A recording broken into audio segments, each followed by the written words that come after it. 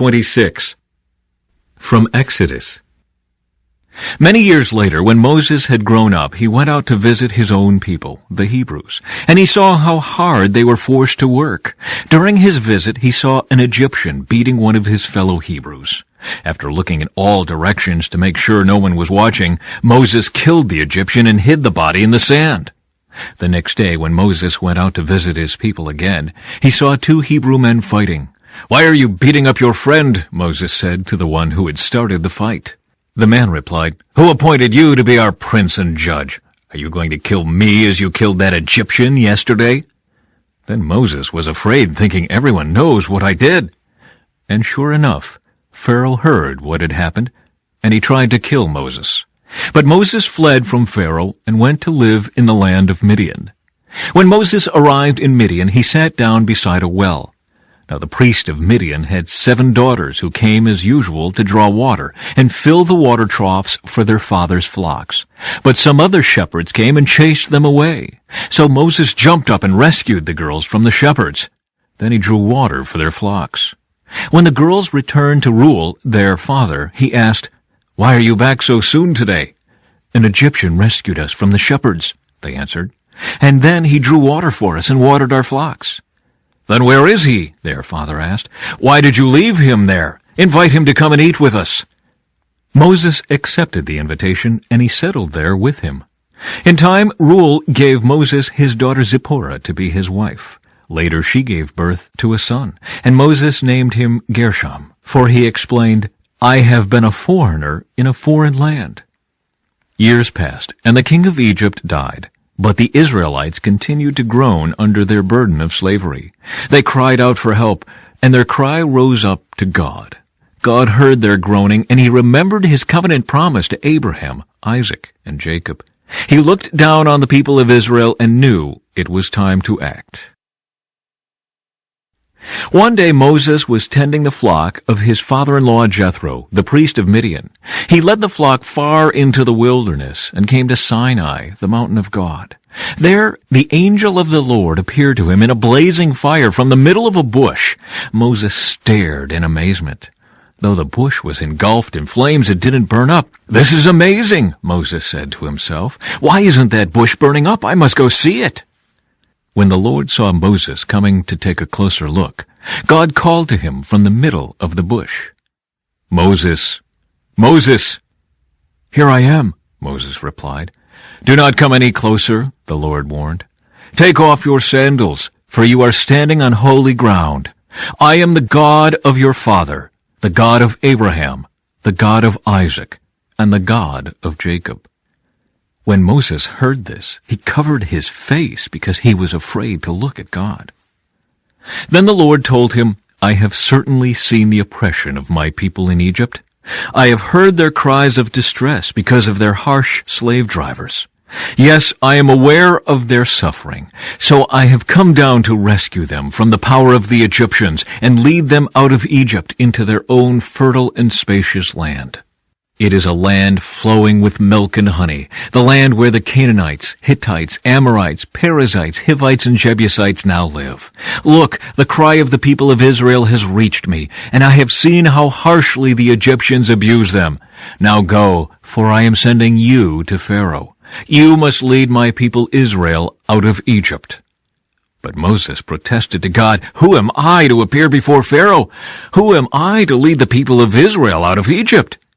God answered, "I will be with you, and this is your sign that I am the one who has sent you. When you have brought the people out of Egypt, you will worship God at this very mountain." But Moses protested, "If I go to the people of Israel and tell them, 'The God of your ancestors has sent me to you,' they will ask me, 'What is his name?' Then what should I tell them?" God replied to Moses, "I am who I am. Say this to the people of Israel, 'I am has sent me to you.'" God also said to Moses, "Say this to the people of Israel, 'Yahweh, the God of your ancestors, the God of Abraham, the God of Isaac, and the God of Jacob, has sent me to you. This is my eternal name, my name to remember for all generations. Now go and call together all the elders of Israel. Tell them, the Lord, the God of your ancestors, the God of Abraham, Isaac, and Jacob, has appeared to me. He told me, I have been watching closely, and I see how the Egyptians are treating you. I have promised to rescue you from your oppression in Egypt. I will lead you to a land flowing with milk and honey, the land where the Canaanites, Hittites, Amorites, Perizzites, Hivites, and Jebusites now live. The elders of Israel will accept your message. Then you and the elders must go to the king of Egypt and tell him, the Lord, the God of the Hebrews, has met with us. So please let us take a 3-day journey into the wilderness to offer sacrifices to the Lord our God. But I know that the king of Egypt will not let you go unless a mighty hand forces him. So I will raise my hand and strike the Egyptians, performing all kinds of miracles among them. Then at last he will let you go, and I will cause the Egyptians to look favorably on you. They will give you gifts when you go, so you will not leave empty-handed.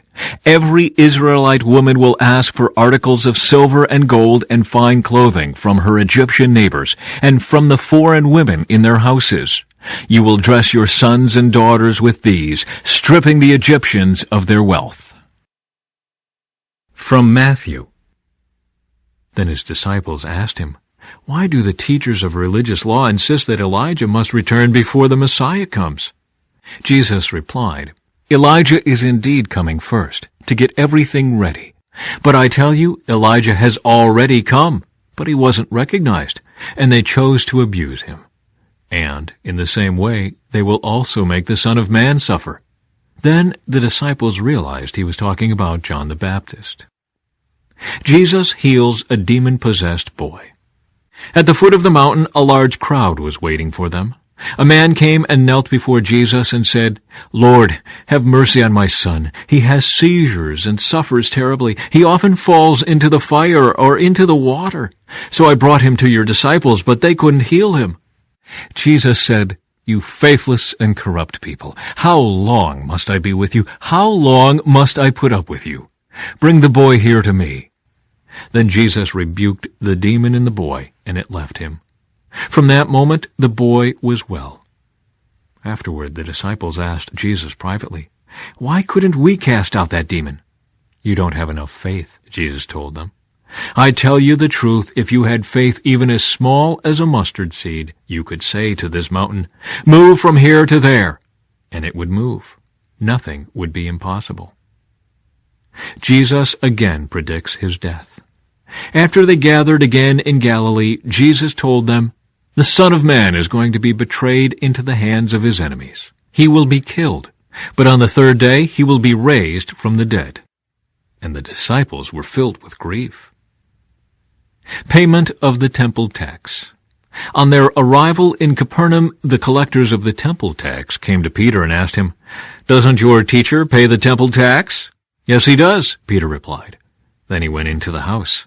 But before he had a chance to speak, Jesus asked him, What do you think, Peter? Do kings tax their own people, or the people they have conquered? They tax the people they have conquered, Peter replied.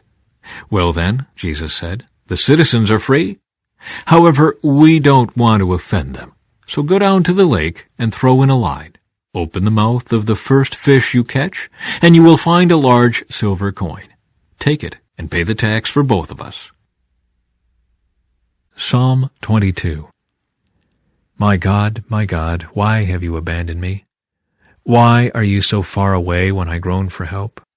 Every day I call to you, my God, but you do not answer. Every night you hear my voice, but I find no relief. Yet you are holy, enthroned on the praises of Israel. Our ancestors trusted in you, and you rescued them. They cried out to you and were saved. They trusted in you and were never disgraced. But I am a worm and not a man. I am scorned and despised by all.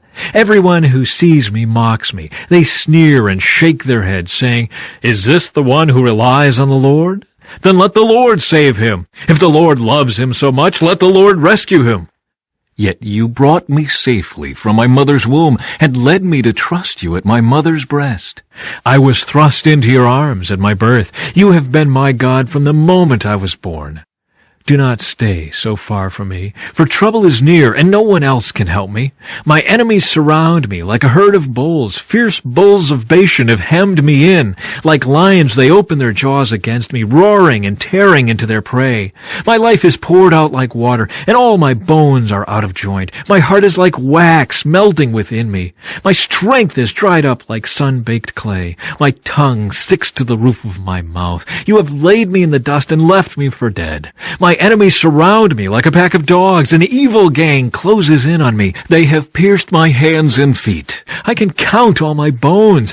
My enemies stare at me and gloat. They divide my garments among themselves and throw dice for my clothing. From Proverbs. So now, my sons, listen to me. Never stray from what I am about to say. Stay away from her. Don't go near the door of her house. If you do, you will lose your honor and will lose to merciless people all you have achieved. Strangers will consume your wealth, and someone else will enjoy the fruit of your labor. In the end, you will groan in anguish when disease consumes your body. You will say, "How I hated discipline! If only I had not ignored all the warnings. Oh, why didn't I listen to my teachers? Why didn't I pay attention to my instructors? I have come to the brink of utter ruin, and now I must face public disgrace."